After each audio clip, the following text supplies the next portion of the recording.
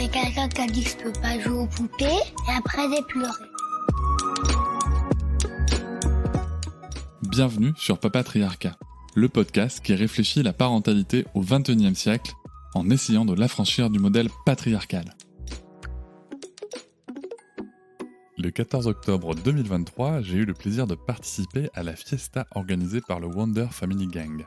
Un événement autour de la parentalité avec bien entendu des ateliers très participatifs, des marques, des boutiques et aussi la possibilité de visionner des documentaires réalisés par la plateforme OnSuzanne. Vous savez, la plateforme qui a été créée par F. Simonet. Sur OnSuzanne, vous pouvez retrouver tout un tas de documentaires engagés féministes sur la parentalité notamment, mais pas que. Autour de la diffusion de ces documentaires, OnSuzanne a organisé des tables rondes sur lesquelles j'ai eu l'honneur soit d'animer, soit de participer, et je vous invite à écouter aujourd'hui l'un des échanges. Cet épisode vous partage la table ronde autour de la naissance respectée et du documentaire Naissance respectée que j'ai eu le plaisir d'animer. Vous pouvez bien sûr retrouver tout le documentaire sur la plateforme OnSuzanne. Je vous souhaite une très bonne écoute. Merci à toutes et tous d'être là. Merci à toutes et tous d'avoir assisté à cette chouette projection. Et merci d'être là pour la fiesta du Wonder Family Gang. Donc là, je vais faire ma petite introduction pour célébrer les enfants, les femmes et plus globalement les parents. On vient de visionner les 2 premières parties du passionnant documentaire Naissance respectée, réalisé par Clémence Matveff, Claire Tellière, Judicaël Perrault et Marie Duriavic, et produit par F. Simonet et à retrouver sur la plateforme OnSuzanne. Bien sûr, vous avez le petit logo qui est là, sur la plateforme, sur l'application. Pour en parler, avant d'aller voir la suite sur le site et sur l'appli, on s'est réunis, je suis bien entouré puisque j'ai 3 réalisatrices et expertes du sujet, et aussi une experte que vous avez vue dans le documentaire, Flavia, qui est juste là. Justement, je vais commencer par présenter Flavia Nasio. Bonjour et bienvenue Flavia. Donc toi, tu es doula sur Paris, tu accompagnes les femmes, les couples dès le projet de conception jusqu'en postnatal, ainsi qu'au moment de la naissance. Tu es aussi accompagnante à l'allaitement selon l'approche de Suzanne Colson, plus connue sous le terme BN pour Biological Nurturing. Tu pratiques et formes aux soins Rebozo. Ensuite, il y a Judicaël Perrault qui est juste là-bas, Judicaël Perrault qui est directrice de développement chez OnSuzanne, co-réalisatrice de Naissance respectée et podcasteuse. Est-ce que tu peux nous donner le nom de ton podcast, s'il te plaît ? Ça s'appelle Allumettes et tasses de thé. Allumettes et tasses de thé, c'est un podcast féministe ? Oui, ça se concentre sur les émotions des féministes et des femmes en général pour les expliquer et leur redonner de la valeur. À retrouver sur toutes vos applis de podcast préférés. Ça, c'est bien une phrase de podcasteur. Je précise, sans aucun jugement, que toi, tu n'as pas d'enfant et on y reviendra. C'est vrai. Ça va être J'ai pas d'enfant, je suis la seule. Il y a donc Marie Duriavic qui est là. Toi, tu es doula, co-réalisatrice de documentaires, infirmière puéricultrice de formation. Tu as choisi de te réorienter suite à ta première grossesse et matrescence. Et ensuite, Clémence Matveff. Toi, tu es doula et photographe maternité.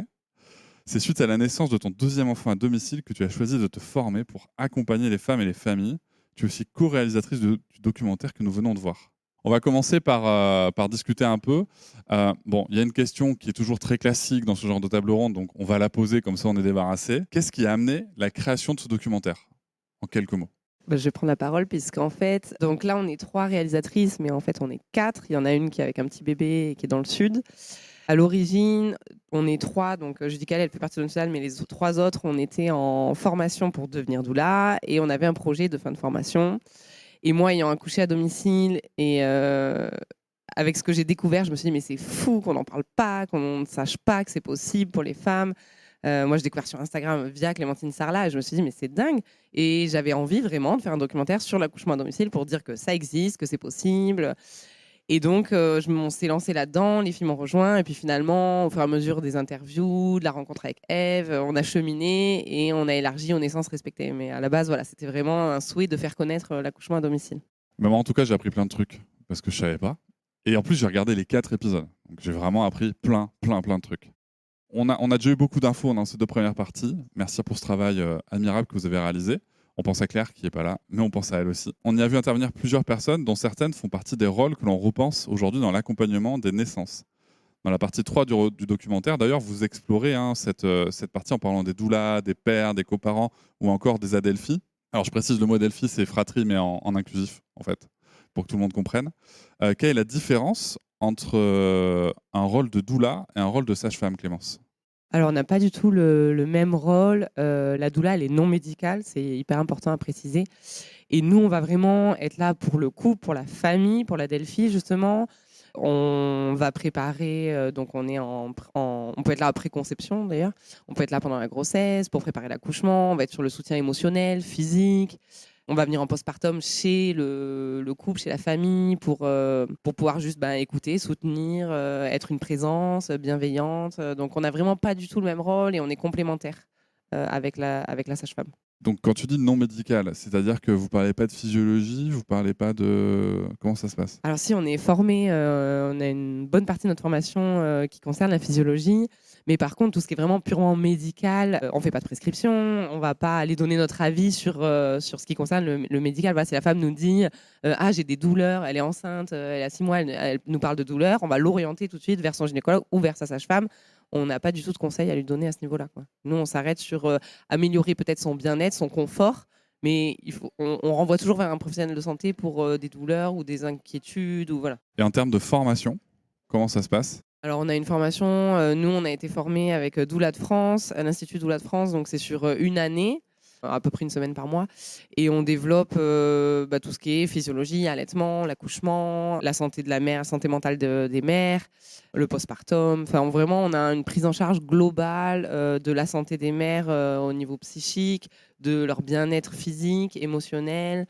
On touche un petit peu à tous les pans de l'arrivée de cet événement dans la vie d'un couple et d'une famille, quoi. Ok, là où la sage-femme, elle, de son côté, gère plutôt vraiment le médical, quoi. Flavia, toi qui as une grande expérience dans ta pratique, comment décrirais-tu les relations justement entre les doulas et les sages-femmes? Parce que, tu vois, on a des différences d'accompagnement, mais les relations entre doulas et sages-femmes, comment ça se passe? Déjà, donc moi je suis doula à Paris.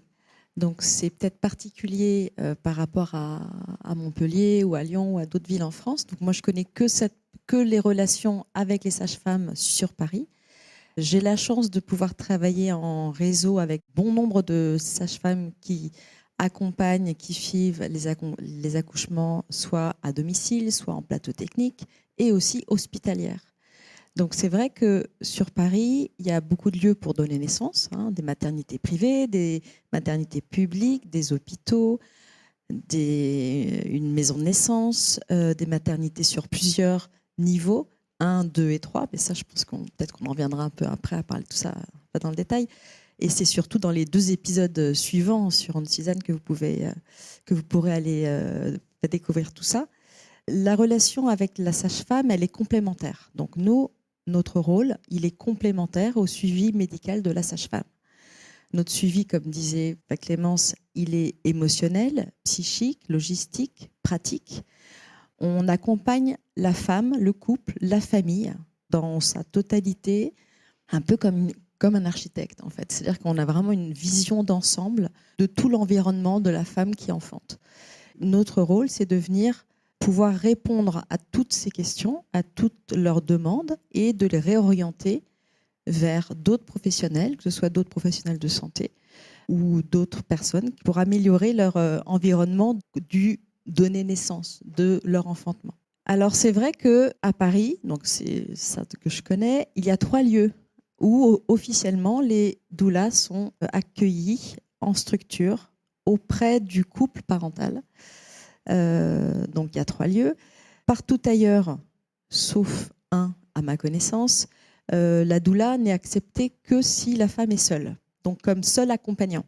Donc déjà, c'est pas la même posture pour la doula d'accompagner une maman solo, c'est comme ça qu'on appelle ça dans notre jargon, ou un couple parental. C'est pas la même position, c'est pas la même posture par rapport à la femme qui enfante, et c'est pas la même posture par rapport à l'équipe médicale présente, dont évidemment la sage-femme, mais elle n'est pas seule, les infirmières, les auxiliaires du puère, les pédiatres, les gynécologues, donc on les croise tous. C'est difficile, c'est difficile. Les relations sont difficiles. Aujourd'hui, c'est encore difficile, mais réellement, il y a un mieux énorme. Et je me réjouis vraiment. Il y a moins d'une semaine, j'étais à un congrès organisé par des sages-femmes et des gynécologues à Pau sur la naissance respectée, justement. Et donc, on a passé ces journées ensemble à parler de physiologie, à parler de comment améliorer les naissances, comment améliorer l'accueil de ces futurs humains, de ces humains en devenir qui vont faire former notre monde. Et c'est vrai que c'était plein d'espoir. C'était génial parce qu'en fait, on se disait, ouais, tous ensemble, on peut être à l'écoute de ce que désire ce couple, de ce que désire la femme pour enfanter. Et c'était plein d'espoir. Donc moi, je dirais que oui, c'est difficile, mais les choses, chaque façon d'en parler, comme ce film, comme d'en parler ici, comme chaque graine qu'on sème, même si vous êtes là ici aujourd'hui, mais ça peut être aussi pour le postpartum après, pour cet après-midi, chaque graine semée va vers un mieux et va vers une cohésion du travailler ensemble autour de la femme qui enfante. Alors, dans le documentaire, et c'est pas le premier documentaire dans lequel je l'entends, on nous dit que les sages-femmes sont surtout formées à la pathologie. Oui, tout à fait. Tu vois, là, vous êtes plutôt formés à la physiologie. Oui. Comment ça s'articule, ça, vraiment, tu vois, dans l'accompagnement d'une future mère, d'une famille, comment ça s'articule, justement, ce côté très, on va penser à la patho, et d'un autre côté, un discours qui va peut-être essayer de mettre en avant la physio. Est-ce que c'est là qu'il y a peu des tensions qui peuvent se créer, ou est-ce qu'on peut trouver des articulations, et si oui, comment? C'est vrai que toutes les sages-femmes ne sont pas toutes formées de la même façon. D'accord ? Et c'est vrai que le cursus d'école, j'en parlais il n'y a pas longtemps avec les sages-femmes, il est surtout sur la pathologie. C'est-à-dire qu'elles apprennent la pathologie. Elles ont un peu de physiologie, mais très peu par rapport à leurs longues années d'études. Celles qui sont, par exemple, alors je vais pas citer la maternité parce que c'est vrai qu'elle est quand même reconnue pour cet accompagnement de sages-femmes qui sont curieuses de la physiologie, qui sont formées à ça par ailleurs, par leurs propres moyens souvent, ou en allant faire des stages dans les maternités belges, souvent qui sont beaucoup plus ouvertes à la physiologie, donc la maternité des Lilas, qui est dans une difficulté financière importante et qui est menacée chaque année de fermer ses portes au grand malheur des parents. Eh bien, ces sages-femmes, elles se sont formées avec l'expérience, avec leur croyance en la puissance des femmes d'enfanter, à la physiologie de la naissance. Et donc, elles accompagnent vraiment dans ce philosophie, je ne sais pas si c'est une philosophie, mais dans cette vision-là que les femmes ont cette puissance en elles d'enfanter, que les bébés savent naître et que les femmes savent donner naissance. Voilà, elles ont pas cette connaissance. Donc moi, je dirais, c'est pas les sages-femmes en général, c'est à chaque fois des cas particuliers, comme de ramener toujours la naissance à la mère, le couple qui enfante. Chaque naissance est unique et singulière. Et chaque sage-femme qui accompagne un couple est aussi unique et singulière. J'ai une autre question qui me vient, qui va peut-être faire appel à vos expériences communes, du coup, par rapport à cette relation avec la sage-femme. Et vous le dites dans le documentaire, il y a une c'est difficile à dire, surmédicalisation de l'accouchement, avec beaucoup de protocoles qui sont faits avant tout pour protéger le personnel soignant en cas d'éventuel procès. Comment ça se passe concrètement? Alors peut-être que vous pouvez toutes répondre à cette question, mais comment ça se passe concrètement quand vous dites, comme vous accompagnez la mère veut aller dans une direction, vous voulez accompagner cette direction, mais visiblement le personnel médical dit non. Est-ce que vous êtes déjà retrouvé confronté à ça? Bien sûr. Et comment on fait? Et à quoi sert la doula dans ce cas-là? Parce que dans le documentaire, je crois que c'est dans la partie 3, il y a les chiffres qui montrent que l'implication des doulas permet de réduire justement de 30% les problématiques au niveau de l'accouchement. Comment on fait justement en tant que doula et potentiellement aussi pour les personnes qui accoucheront, comment est-ce qu'on fait pour faire face à ce monde médical qui peut prendre le pas sur nos choix? Alors ça, c'est quelque chose qu'on aborde souvent dans les premiers rendez-vous. En tout cas, nous, à l'école, à l'Institut de formation, on nous l'a présenté comme ça. Et c'est vrai que c'est la base. On remet un petit fascicule sur le droit des patients. Et en fait, ça conditionne toute notre prise en charge et la prise en charge des parents à l'hôpital. Puisque les droits des patients, savoir qu'on a le droit, qu'on est obligé d'être informé des conséquences des actes, des complications, des alternatives, en fait, c'est une obligation légale. Les médecins sont obligés de nous informer, obligés d'avoir notre consentement pour réaliser un acte. Et le protocole, c'est la même chose. Le protocole, il est là pour l'hôpital, mais nous, on n'a pas signé le protocole, on n'a pas donné notre accord à ce que ce protocole-là soit appliqué sur nous. Et quand déjà on est informé qu'on peut refuser, ça change la donne. Mais c'est intéressant de le savoir. Tu vois, même moi, en tant que père, coparent, c'est important qu'on puisse le savoir aussi, les gars, parce que comme il y a des hommes dans la salle, on en profite.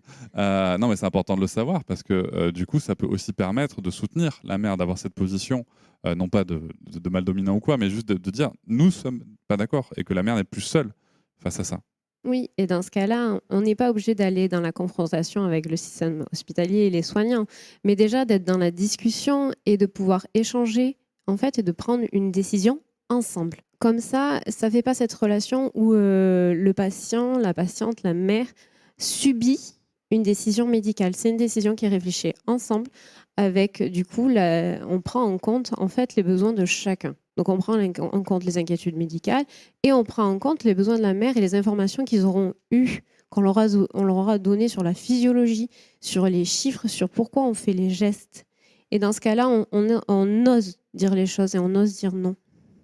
Je préciserai juste, en fait, c'est les parents qui font la demande de cette discussion avec l'équipe médicale. C'est pas du tout nous, en tant qu'accompagnantes, qui sommes amenés et qui pouvons parler avec l'équipe médicale. Hein. C'est vraiment les parents. Donc nous sommes au service des parents et c'est eux qui discutent et qui sont informés. Nous, notre rôle, c'est de les informer.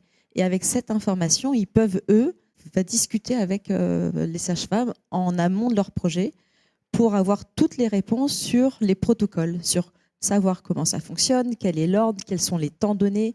Et ça, c'est important qu'ils aient cette connaissance de temps pour que quand, en salle de naissance, la sage-femme regarde l'heure et dise « bon, bah là, voilà, là tu es à dilatation complète », donc bah, les parents savent très bien « ok, je suis à dilatation complète », enfin surtout le coparent, parce que la femme, elle est dans un autre monde. Il sait que le protocole de l'hôpital de la maternité dit bah, c'est 2 heures. Voilà, il a cette information-là, donc il n'est pas surpris. Avoir la connaissance offre au couple cette puissance de ne pas être surpris de ce qui va se passer. C'est aussi un avantage quand on choisit un lieu d'accouchement de demander justement quels sont les protocoles en place dans cette structure-là et comment ils nous accompagnent dans le cas d'un dépassement de terme, d'un bébé estimé à un gros poids. Parce que comme ça, voilà, on anticipe et puis on peut aller voir ailleurs si la réponse ne nous convient pas. On peut changer de lieu de naissance, on peut changer de professionnel. Et ça, c'est peut-être quelque chose qu'on n'ose pas encore trop faire. Ok, donc c'est important de le savoir. Nous, on a été amenés à le faire. Hein, donc, comme je vous racontais en off avant, on a été amenés à le faire. Moi, ce que je retiens quand même dans mon avis de profane, qui ne suis ni doula, ni sage-femme, ni médecin, c'est qu'il y a quand même un mouvement qui peut être porté, en tout cas motivé, soutenu par la doula, de les parents, la future mère, le futur père, le futur coparent prennent en main les décisions qui concernent cette naissance, quoi. Là où la culture voulait que plutôt on faisait les choix à notre place. Donc ça, c'est, je pense, une belle évolution. Il y a justement une évolution un peu poussée à l'extrême qui est évoquée dans la partie 4 du documentaire. Je vais m'adresser à Marie. Il est évoqué l'accouchement non accompagné, ou l'ANA. C'est quoi la différence avec l'AAD, donc l'accouchement accompagné à domicile? C'est quoi la différence, du coup, entre les deux, concrètement? En fait, tout est dans le nom. ANA, c'est accouchement non assisté, donc c'est-à-dire qu'il n'y a aucun personnel médical avec la famille. L'accouchement accompagné à domicile se fait avec une sage-femme.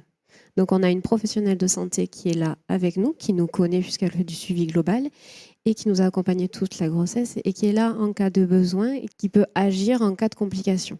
Et dans un ANA, donc on n'a pas ce professionnel-là qui peut constituer une sécurité. Après, le choix de l'ANA, il est différent pour certaines femmes. Il y a des femmes qui font le choix d'accoucher à domicile sans être assistées parce que c'est leur conviction. Il y en a qui font par contre ce choix-là par dépit.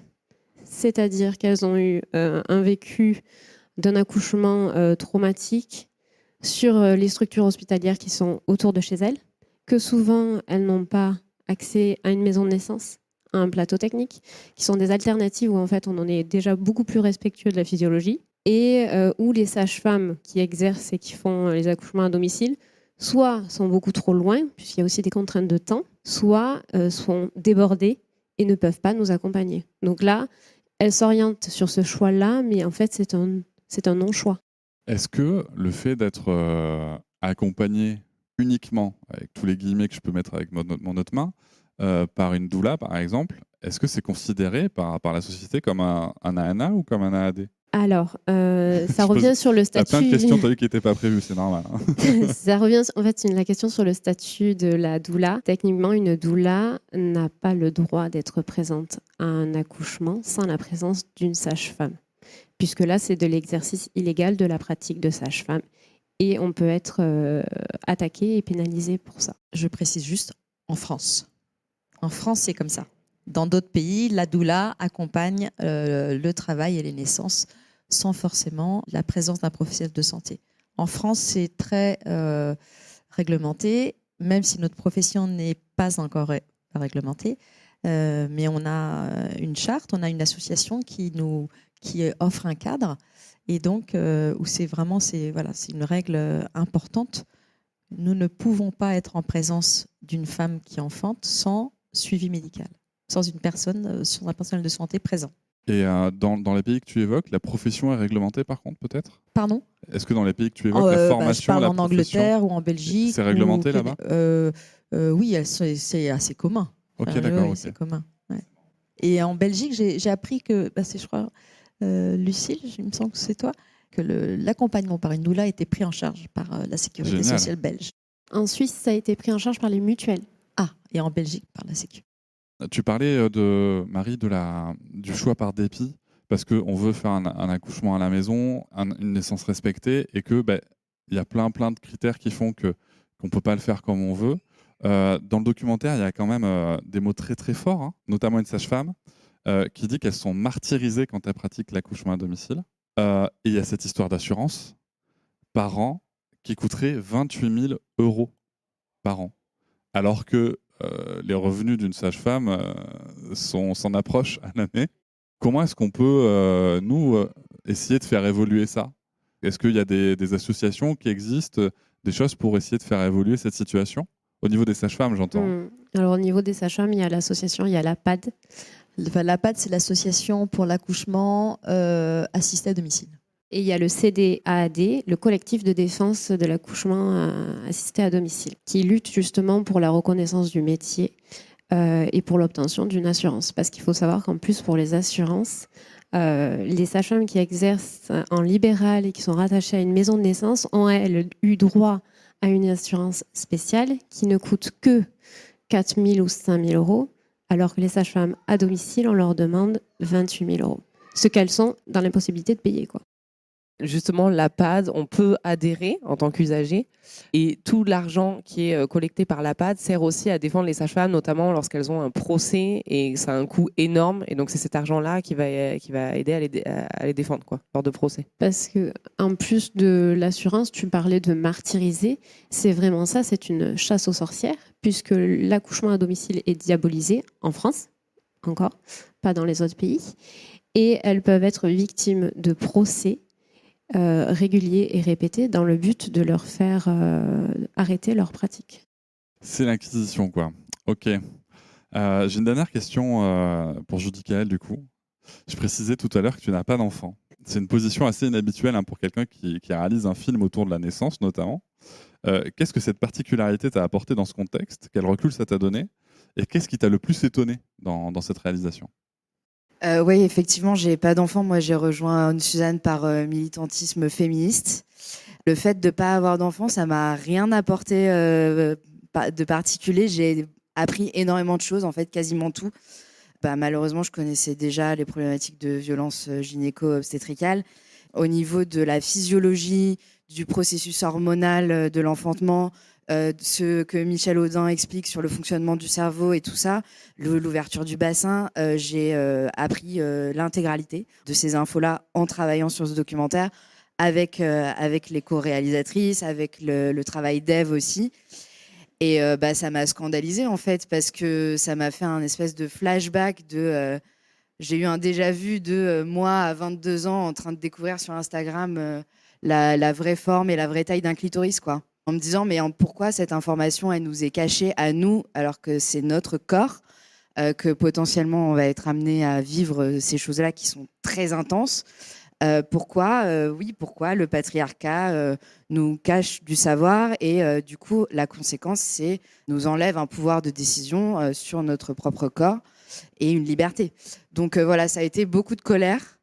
Et puis, à titre perso aussi, un peu de culpabilité d'avoir eu cet angle mort sur les questions de maternité en tant que féministe. En fait, je m'en suis un peu voulu d'être passée à côté de ça, de m'être dit, bon, je pense qu'un peu inconsciemment, quand on devient féministe après MeToo, on se dit, bon, bah, maintenant, notre boulot, ça va être la lutte contre les violences, ça va être d'avoir des infos sur les règles, sur la sexualité, des choses un peu comme ça. On se dit peut-être... voilà, les problématiques de maternité, c'était peut-être la génération d'avant qui s'est détachée de ça, qui a réussi à briser des carcans et tout. Je pense que je me disais un petit peu problème réglé. Et en fait, pas du tout, évidemment que non. Et j'ai un peu culpabilisé d'avoir délaissé ces problématiques-là et toutes ces femmes. Donc en fait, le fait de travailler sur ce documentaire, ça m'a provoqué un élan de sororité envers toutes mes sœurs mamans. Et voilà. Et beaucoup de colère contre le patriarcat, étonnamment. Et nous, ça nous a beaucoup apporté. Enfin, pour le documentaire, ça a beaucoup apporté parce que c'est vrai que nous, on est tellement dans le sujet, passionnés par le sujet, on a accumulé tellement de connaissances que d'avoir ce regard neuf qui nous posait des questions un peu innocentes. Enfin, on se disait, ah oui, mais c'est vrai, on n'a pas expliqué la base du sujet, quoi, la base de la physiologie. Et ça nous a permis vraiment de se mettre à la place d'une personne qui découvre tout de l'accouchement, de la grossesse. Et voilà, je pense que ça a donné aussi un angle qu'on n'aurait peut-être pas eu, nous, voilà, en ayant toutes ces connaissances, quoi. C'est très précieux. Hein.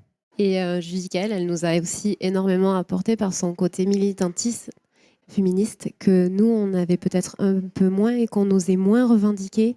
Parce qu'au début, on disait « Ah non, non, mais nous, un épisode, on ne veut pas du tout revendiquer des choses, on n'est pas militante, non, non, non. » Et en fait, l'épisode 4, on est ouvertement militante et revendicatrice dans notre démarche, et heureusement. Ouais, je voulais juste ajouter que c'est grâce à vous que j'ai compris aussi que en fait, toutes les questions qui se posent autour de la maternité, de la grossesse, de l'accouchement et même postpartum, etc., finalement, ça rejoignait absolument toutes les problématiques que moi j'avais en tant que militante pas du tout renseignée sur la maternité. Mais en fait, c'est toujours la même chose. C'est nous refuser du savoir, nous refuser de l'agentivité pour garder le contrôle sur nos corps, que ce soit empêcher les adolescentes de s'habiller comme elles veulent ou empêcher les femmes de se stériliser volontairement, de faire absolument ce qu'elles veulent de leur corps.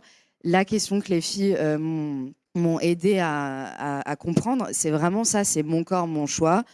Il faut absolument qu'on ait les moyens de prendre les bonnes décisions. Quelle que soit la décision, on fait ce qu'on veut, mais c'est nous qui devons prendre cette décision-là. Et il faut que l'État mette les moyens, donc ça passe par de l'argent, ça passe par une vraie volonté, mettre les moyens pour que nous, en tant que femmes, minorités de genre ou coparents, on puisse prendre la décision vraiment nous-mêmes sans la subir. C'est quelque chose que je vais citer une personne qui est dans un autre documentaire qui s'appelle Chantal Biermann, qui le dit dans le documentaire À la vie. Et moi, c'est une phrase qui m'a profondément marqué, même en tant qu'homme, tu vois. C'est que le féminisme, en fait, c'est pas d'être pour ou contre. Le féminisme, c'est défendre le choix. Et ça, c'est vraiment une phrase importante. Et d'ailleurs, dans votre partie 4, en effet, qui est plus militante, moi, il y a un truc qui m'a vraiment marqué. C'est ce côté, tu parlais de l'engagement politique, d'injecter de l'argent. Et sauf erreur, hein, sauf si j'ai mal compris, mais aujourd'hui, on ferme des maternités, on augmente la difficulté pour les femmes, pour les parents. Mais en plus, le pire, c'est que donc on augmente les inégalités, mais les plateaux techniques, les maisons de naissance ou la AD, tout ça, ça coûte moins cher que la prise en charge à l'hôpital, quoi. Exactement. Je crois que c'est le truc qui m'a le plus énervée. C'est qu'en fait, même si on part d'un point de vue si on se met dans leur logique, si on se met dans une logique ultralibérale d'économie de moyens pour l'État, donc pour la Sécu, ça serait plus logique de baisser de faire moins d'interventions médicales, d'être moins dans la surmédicalisation et d'investir en fait à long terme pour développer ces pratiques-là qui en plus donneraient plus de choix aux femmes. Bon, ça on a bien compris que c'était pas leur priorité. Mais si l'idée c'est de faire des économies, si on développe ces pratiques-là, elles coûtent moins cher. Et il y a une sage-femme qui dit à un moment, Claire, passer 2 heures avec une patiente, répondre à ses questions, ça ne vaut rien en termes d'argent. Et on parle aussi de la problématique de la loi, la tarification par l'acte. Et en fait, le problème, c'est qu'ils ont privatisé le système de santé, qu'ils ont privatisé les hôpitaux, et donc que ça rapporte plus aux hôpitaux de surmédicaliser, de pratiquer des actes qui ne sont pas nécessaires. Et c'est la sécurité sociale qui paye ça, donc c'est nous. Donc en fait, c'est doublement injuste et insupportable. Voilà, triplement même. J'ajuste juste que ça coûte moins cher à l'État, par contre ça coûte plus cher aux parents et que malheureusement tous ces choix-là de plateau technique, maison de naissance et accouchement à domicile ne sont pas accessibles au plus grand nombre parce que financièrement, tout le monde ne peut pas se le payer, quoi. Ça a un coût. Et ça devrait être pris en charge par la sécurité sociale Déjà, dans c'est un sûr. monde idéal. Et puis en plus, moi, ce qui m'a marqué, mais c'est parce que sur d'autres sujets sur lesquels je travaille, c'est un truc qui m'a vraiment marqué, c'est on est là, on se parle de l'immédiat aussi. C'est que cette prise en charge, cette mise en confiance du parent, cette physiologie respectée, derrière, en postpartum, j'imagine que le postpartum, c'est pas le même, que le taux de DPP, donc de dépression du postpartum, c'est pas la même, que l'engagement du coparent est pas le même. Tout ça, en fait, ce sont des économies derrière qu'on fait sur le long terme. Oui.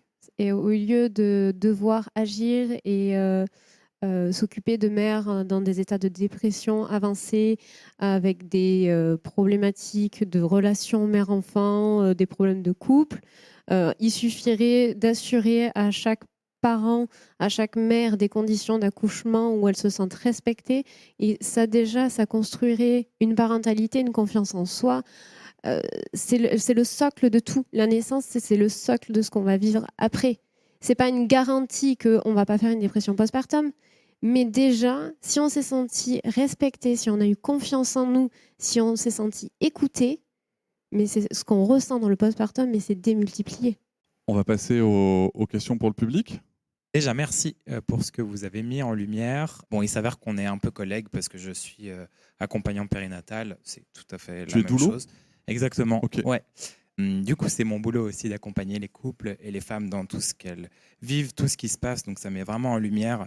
Et j'avais juste envie vraiment sur le premier épisode, vous avez vraiment mis l'accent sur la souffrance et l'impact émotionnel et psychique aussi de ce que ça représente pour ces couples, pour ces femmes, mais aussi auprès de l'équipe médicale. Parce que c'est vrai que au départ, j'avais juste un petit peu peur de ça, qu'on oublie que l'équipe médicale est en souffrance. Les sages-femmes sont vraiment en souffrance de se dire mince, en fait, on ne peut pas faire notre boulot aujourd'hui. On peut pas, ce qui nous anime, on ne peut pas le faire parce qu'on n'en a pas les moyens. Et donc là, vraiment, il y avait dans ce premier épisode, je trouvais que tout le monde souffre en fait de ce manque de moyens, de ce manque d'être pris en charge. Donc merci beaucoup de le mettre en lumière et aussi d'avoir parlé un tout petit peu de l'importance du projet de naissance.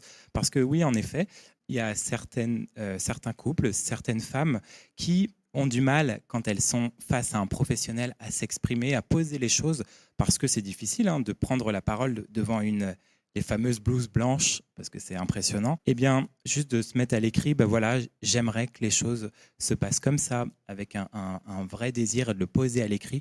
Ça peut être très, très important pour les femmes qui n'ont pas la possibilité de trop s'exprimer, qui ont du mal à prendre la parole.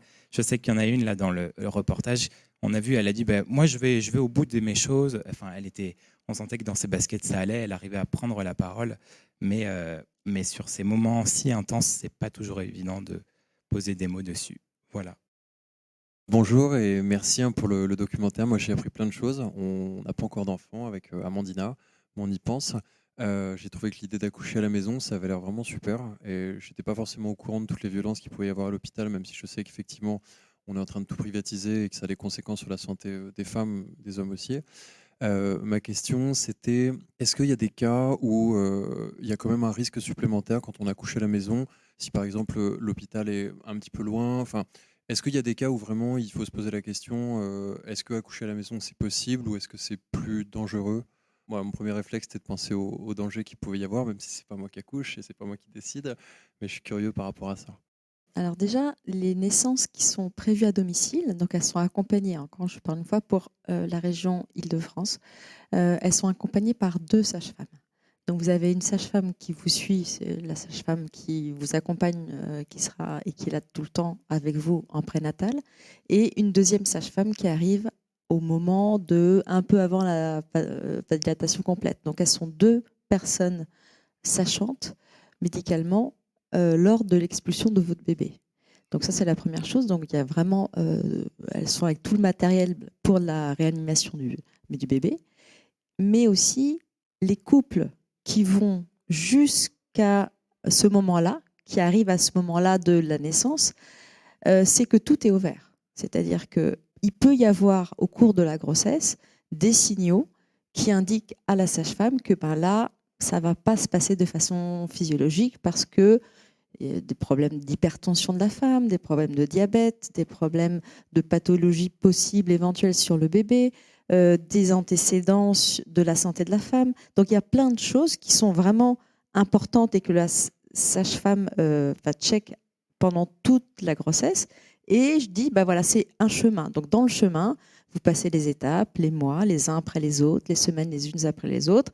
Et à un moment, bah, peut-être que vous prenez la tangente pour aller vers une naissance dans une maternité de niveau 1, de niveau 2 ou de niveau 3. Donc ceux qui arrivent à ce moment-là d'être en travail chez eux, eh bien, c'est que tout est au vert. C'est pas n'importe quoi, c'est très très suivi, c'est très cadré. C'est leur responsabilité en tant que personne de santé et c'est vraiment important d'avoir ça en tête. C'est pas n'importe quoi. Tout le monde ne peut pas accoucher à domicile. Moi, j'aimerais rajouter que chaque sage-femme a ses protocoles aussi. Toutes les sages-femmes n'ont pas les mêmes protocoles. Donc, il y a des variantes selon les sages-femmes. Et après, c'est vrai qu'on a vraiment l'image de l'accouchement qui dégénère dans la minute. Mais ça, elles le disent, ça n'existe pas en fait. Elles connaissent, et c'est là l'avantage de l'accouchement à domicile, c'est que la sage-femme, elle nous a suivis en suivi global, donc toute la grossesse, elle nous connaît et elle peut identifier un changement de comportement. Elle est vraiment à même de déceler la moindre petite chose qui fait qu'elle se dit là, pendant l'accouchement, elle se dit c'est plus sécuritaire et je préfère qu'il y ait un transfert. Et au niveau des chiffres, comme disait le gynécologue, il n'y a pas plus de risques sur une grossesse à bas risque, en tout cas, sans pathologie. Il n'y a pas du tout plus de risque de morbidité, que ce soit pour la mère ou pour l'enfant. Je voulais juste préciser 2 choses. La première, c'est qu'il y a des pays où c'est beaucoup plus développé et il n'y a pas plus d'accidents, de complications et de mortalité. Et ensuite, les sages-femmes, elles ont des critères très précis en termes de distance. Elles ne vont pas au-delà, en tout cas nous dans le sud de la France, de 30 minutes d'un hôpital. C'est-à-dire que si on n'est pas dans le périmètre, elles ne nous accompagnent pas parce qu'en cas de transfert, effectivement, ce n'est plus sécuritaire.